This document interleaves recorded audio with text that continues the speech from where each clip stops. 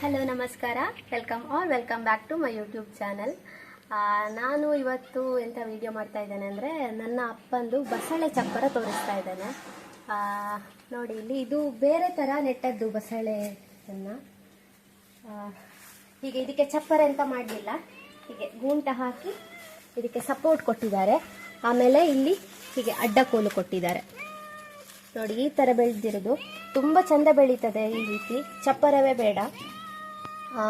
ಇದನ್ನು ಈ ರೀತಿಯಲ್ಲಿ ಗ್ರೋ ಬ್ಯಾಗಲ್ಲಿ ಅಥವಾ ಗೋಣಿಯಲ್ಲಿ ಕೂಡ ಹೀಗೆ ಬೆಳಿಬೋದು ಸುಲಭದಲ್ಲಿ.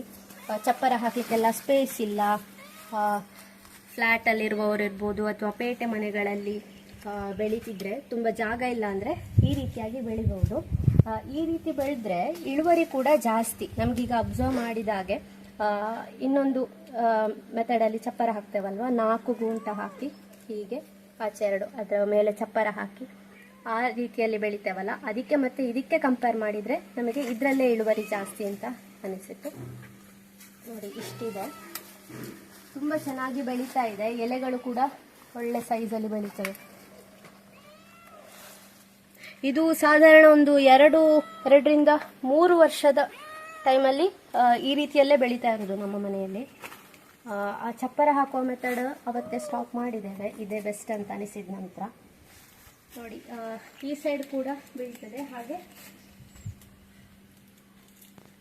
ಇದರ ಬ್ಯಾಕ್ ಸೈಡ್ ಕೂಡ ಸೇಮ್.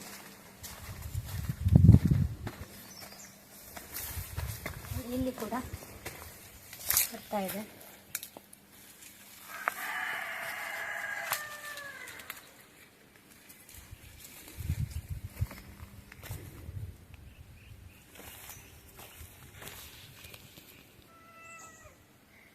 ಇದಕ್ಕೆ ಗೊಬ್ಬರ ಅಂತ ಬಂದಾಗ ಸಗಣಿ ನೀರು, ನೆಲಕಡಲೆ ಹಿಂಡಿ ನೀರು ಮಾಡಿ ಅದನ್ನು ಹಾಕ್ತಾರೆ.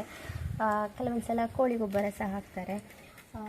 ಅಥವಾ ತರಕಾರಿ ವೇಸ್ಟ್ಗಳು ಇಲ್ಲಿ ನೋಡ್ಬೋದು ನೀವು, ಹಣ್ಣುಗಳ ವೇಸ್ಟ್ ಇದೆ.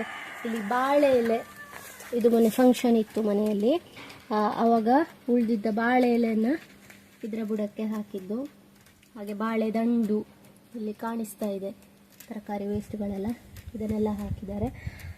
ಹಾಗೆ ಬಟ್ಟೆ ಒಗೆದ ನೀರು, ಪಾತ್ರೆ ತೊಳೆದ ನೀರು, ಅದನ್ನು ಕೂಡ ವೇಸ್ಟ್ ಮಾಡದೆ ಅದನ್ನು ಇದಕ್ಕೆ ಹಾಕುವ ರೀತಿಯಲ್ಲಿ ಇಟ್ಟಿದ್ದಾರೆ. ಕೆಲವೊಂದು ಸಲ ಏನಾಗ್ತದೆ ಅಂದರೆ, ಬೇಸಿಗೆಯಲ್ಲಿ ನೀರು ಶಾರ್ಟೇಜ್ ಆಗ್ತದೆ. ಆ ಶಾರ್ಟೇಜ್ ಆಗಬಾರ್ದು ಅಂತ ಹೇಳುವ ಕಾರಣಕ್ಕೆ ಅದೊಂದು ಮೆಥಡು. ಇಲ್ಲಿ ನೋಡಿದೆ, ಇಲ್ಲಿ ಪಾತ್ರೆ ಮತ್ತು ಬಟ್ಟೆ ಎಲ್ಲ ಇಲ್ಲಿ ವಾಶ್ ಮಾಡಿದ ನೀರು ಇಲ್ಲಿ ಬರ್ತದೆ. ಇದನ್ನು ಇದಕ್ಕೆ ಹಾಕೋದು ಅಂದರೆ, ಪಾತ್ರೆ ವಾಶ್ ಮಾಡಿದಾಗ ಬೂದಿ ಎದ್ದಿರ್ತದೆ, ಹಾಗೆ ಅದೆಲ್ಲ ಗಿಡಗಳಿಗೆ ಒಳ್ಳೆಯದು. ಆದ್ದರಿಂದ ಅದನ್ನೆಲ್ಲ ಈ ಬಸಳೆಗೆ ಯೂಸ್ ಮಾಡ್ತೀವಿ. ಇದರಲ್ಲಿ ತುಂಬ ಇಳುವರಿ ಕೊಟ್ಟಿದೆ ಈ ಮೆಥಡಲ್ಲಿ ನೆಟ್ಟ ನಂತರ. ಅಂದರೆ ಸಾಧಾರಣ ವಾರಕ್ಕೆ ಒಂದು 10ರಿಂದ 15 kg ತನಕ ಸಹ ಕೊಯ್ದಿದ್ದಾರೆ.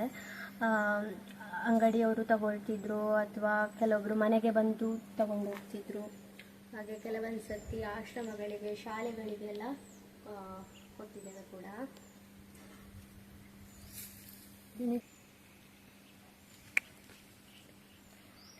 ಕೆಲವೊಮ್ಮೆ ಬಸಳೆಗಳಿಗೆ ರೋಗ ಬರ್ತದೆ, ಗಂಟು ರೋಗ, ಚುಕ್ಕಿ ರೋಗ ಅಂತ ಹೇಳ್ತಾರೆ. ಅದು ಬರ್ತದೆ, ಆದರೆ ಇಲ್ಲಿಲ್ಲ, ಈ ಬಸಳೆಯಲ್ಲಿ ಇಲ್ಲ ಅದು. ಆ ಥರ ಬಂದರೆ ಬೂದಿ ಹಾಕ್ಬೋದು ಅಥವಾ ಉಪ್ಪನ್ನು ಹಾಕ್ತಾರೆ ಬುಡಕ್ಕೆ, ಕಲ್ಲುಪ್ಪು. ಕೆಲವೊಬ್ಬರು ಗೋಮೂತ್ರ ಸ್ಪ್ರೇ ಮಾಡ್ತಾರೆ, ಹೊಗೆ ಸೊಪ್ಪು ಸ್ಪ್ರೇ ಮಾಡ್ತಾರೆ. ಹೀಗೆ ಬೇರೆ ಬೇರೆ ಮೆಥಡ್ ಉಂಟು ಟ್ರೀಟ್ ಮಾಡಲಿಕ್ಕೆ. ಇಲ್ಲಿ ಅದೆಂತ ಇಲ್ಲ, ಈಗ ಹೆಲ್ದಿಯಾಗಿದೆ ಬಸಳೆ. ಸೊ ಇದು ನನ್ನ ಅಪ್ಪನ ಬಸಳೆ ಕೃಷಿ.